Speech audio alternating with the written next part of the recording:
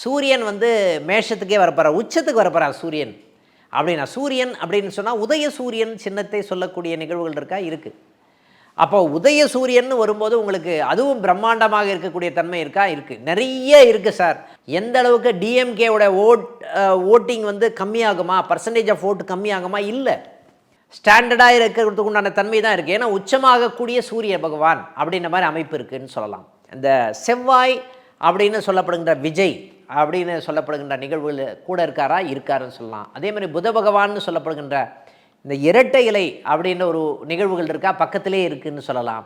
அது சம்மந்தப்பட்ட விஷயங்கள் ஃபேவரபுளாக இருப்பதற்குண்டான தன்மை இருக்கா? இருக்குது. நீங்கள் என்ன மேஜராக வந்து பார்த்திங்கன்னா 2 பேருக்கும் ஓட்டு ஷேரிங் வந்து நிறைய இருக்கா? இருக்குது. ஏன்னா மூணு பகுதியாக பிரிக்கும் போது ஓட்டு ஷேர் வந்து சிதறுவதற்கு உண்டான தன்மை தான் இருக்குது. ஆனால் இங்கே என்ன நிகழ்வு நடக்குது அப்படின்னா, பர்சன்டேஜ் ஆஃப் ஓட்டு முன்ன பின்ன வந்தால் கூட வந்து பார்த்திங்கன்னா இந்த செவ்வாய் சனி இந்த மீன ராசியில் இருக்கக்கூடிய அமைப்பு இவருக்கு பலம் சேர்க்கக்கூடிய நிகழ்வாக இருக்கிறதுன்னு சொல்லலாம். அதுக்கு ஈக்குவலண்ட்டாக வந்து பார்த்திங்கன்னா புத பகவான் வந்து அவருடைய நட்சத்திரத்தை நட்சத்திரத்திலேயே வரக்கூடிய தன்மை, அதுவும் சாதகமாக இருக்கக்கூடிய தன்மையாக இருக்கிறதுன்னு சொல்லலாம்.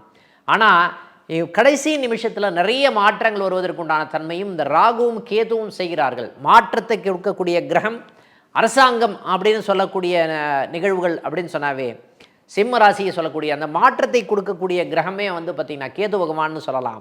அப்போ மாற்றம் வந்து அதிகமாக எதிர்பார்க்கலாம் அப்படின்னு சொல்லலாம். அதனால தான் அந்த விஜயம் வந்திருக்காருன்னு சொல்லலாம்.